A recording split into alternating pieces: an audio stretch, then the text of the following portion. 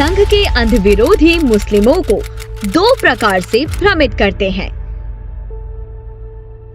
संघ के विरोध में उनका पहला प्रोपेगेंडा होता है कि संघ मुस्लिम विरोधी है और मुसलमान देश के लिए चाहे कितना भी अच्छा काम कर ले, संघ उन्हें कभी सम्मान नहीं देगा।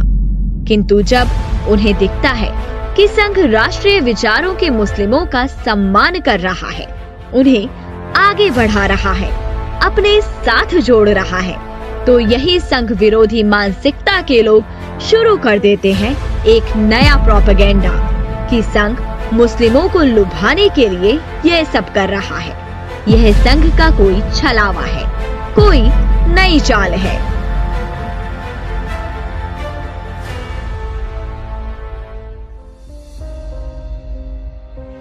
जब से संघ की स्थापना हुई तब से लेकर आज तक संघ न केवल राष्ट्रीय विचार वाले मुस्लिमों का सम्मान करता आ रहा है, बल्कि वे संघ के प्रत्येक कार्यकर्ता के लिए प्रातः वंदनीय भी हैं। प्रतिदिन प्रत्येक स्वयंसेवक अपने दिन का आरंभ एकात्मता स्तोत्र से करता है और पूरी श्रद्धा के साथ रसखान का नाम लेता है। एकात्मता स्तोत्र के 20वें श्लोक में अन्य महापुरुषों के साथ रसखान का नाम पूरे श्रद्धा और सम्मान से लिया जाता है और हम सब जानते हैं कि ये मुसलमान थे। संघ के चौथे सरसंघचालक राजेंद्र सिंह, जिन्हें सब लोग रज्जू भैया के नाम से जानते हैं। रज्जू भैया केवल इस झूठ का खंडन नहीं करते कि संघ में मुस्लिमों का कोई सम्मान नहीं है, बल्कि वे इस बात को भी रेखांकित करते हैं कि मदरसों में जिस प्रकार की शिक्षा दी जाती है उस पर कभी कोई बात नहीं करता।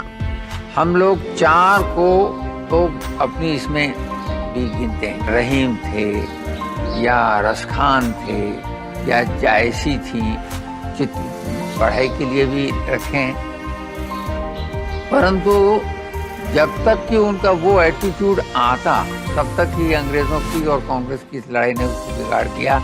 अन्यथा शायद जैसा कि उस काल में आने लगा था, भक्तों में आने लगा था, इस काल में अगर कांग्रेस ने जिस ढंग से डील किया वैसे न डील करती तो अशफाकुल्ला जैसे 4, 6, 10 लोग पैदा होते। कि जिस अशफाकुल्ला ने कहा कि भाई हमें तो इस जमीन से प्रेम है, कोई आरज़ू नहीं है, अगर आरज़ू तो इतनी कोई रख दे जरासी, खाके वतन वफन में। रज्जू भैया की सबसे बड़ी विशेषता यही कि वे प्रत्येक विषय पर एक ईमानदार राय रखते थे और पूरी दृढ़ता और साक्ष्यों के साथ अपनी बात सामने रखते थे।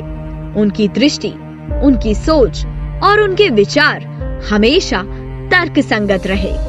हमारे एक मित्र हैं लखनऊ में, उन्होंने मदरसे की कैरिकुलम का स्टडी किया है, उसमें उनको बायोग्राफीज पढ़ाते हैं। तो बायोग्राफीज में आपको सुनकर आश्चर्य होगा, 100 बायोग्राफीज 5 साल में मदरसे में पढ़ाते हैं। उसमें केवल 4 बायोग्राफीज हिंदुस्तान, और उनमें किसकी है? मौलाना आजाद, जाकिर हुसैन, महात्मा गांधी, जवाहरलाल, हारून रशीद, सुलेमान, उमर, हजरत अली, सब जिन देशों से उनको बेचारों को कुछ मतलब ही नहीं है। और उनको विवेकानंद नहीं मालूम, उनको रामकृष्ण नहीं मालूम, उनको बंकिम चंद्र नहीं मालूम। तो इसलिए इस देश की उनकी एजुकेशनल पैटर्न पर भी कोई खर्चा नहीं करती उनकी संस्थाएं, बाहर से पैसा लेकर, और सब मस्जिदों की रिपेयर, सब मस्जिदों को अच्छा बनाने में करती हैं। उनका खर्चा अगर वो हो तो बहुत मुस्लिम का अपलिफ्ट हो। संघ विरोधी एक और झूठ फैलाते हैं कि संघ महाराष्ट्र के ब्राह्मणों का संगठन है। रज्जू भैया का नाम यही संघ विरोधियों पर भारी पड़ता है। रज्जू भैया न तो महाराष्ट्र से आते हैं और न ही ब्राह्मण हैं। रज्जू भैया कैसे संघ से जुड़े और फिर कैसे विश्व के सबसे बड़े समाजसेवी संगठन के सिरमौर बने, यह जानने से पहले जानते हैं उनके बचपन और युवा अवस्था के बारे में। रज्जू भैया के पिता कुंवर बलबीर सिंह उत्तर प्रदेश सरकार में मुख्य अभियंता थे। प्रदेश के पहले मुख्य अभियंता।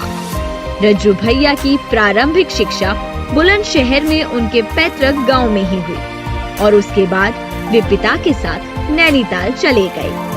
नैनीताल से 12वीं की परीक्षा पास की और रज्जू भैया पहुंचे प्रयागराज। आगे की पढ़ाई के लिए प्रयाग विश्वविद्यालय से विज्ञान में स्नातक और भौतिकी में स्नातकोत्तर की परीक्षा उत्तीर्ण की और फिर यहीं 1943 में पढ़ाना भी शुरू कर दिया। रज्जू भैया बड़े ही मेधावी थे और उनकी इस मेधा से नोबेल पुरस्कार विजेता डॉक्टर सीवी रमन भी बड़े प्रभावित हुए।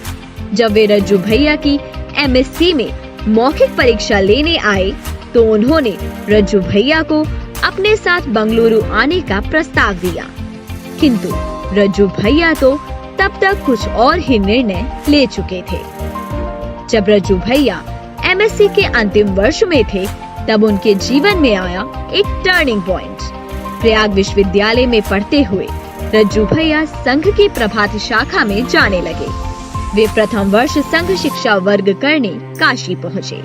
यहाँ उन्होंने संघ के तत्कालीन सरसंघचालक श्री गुरुजी का बौद्धिक सुना। यह बौद्धिक ही था वह टर्निंग पॉइंट। इसके बाद उन्हें अपने जीवन का न केवल लक्ष्य मिल गया बल्कि उनके जीवन की धारा ही बदल गई। प्राध्यापक रहते हुए रज्जू भैया संघ के कार्यों में जुट गए और पूरे प्रदेश का प्रवास करने लगे। साथ ही अपने माता पिता से कह दिया कि वे विवाह नहीं करेंगे और फिर 1966 में उन्होंने नौकरी से त्याग पत्र दे दिया और बन गए पूर्णकालिक प्रचारक। आपातकाल के समय रज्जू भैया ने भूमिगत रहकर संघर्ष चलाया। तब उन्होंने अपना नाम रखा गौरव कुमार। गौरव कुमार बनकर देश भर में घूम घूम कर स्वयंसेवकों को प्रोत्साहित करते रहे, ऊर्जा देते रहे। संघ के तृतीय सरसंघचालक बाला साहब देवरस जी ने उनकी नेतृत्व क्षमता को पहचान लिया और साथ ही पहचाना उनके भीतर छिपे कुशल प्रशासक और संगठन कर्ता को। 1977 में उन्हें सह कार्यवाह का दायित्व दिया गया और मात्र 1 वर्ष बाद ही बना दिया गया सर कार्यवाह। पूजनीय देवरस जी ने अपने सामने ही उन्हें संघ के शीर्ष पद पर स्थापित कर दिया और रज्जू भैया 1994 से 2000 तक संघ के सरसंघचालक रहे।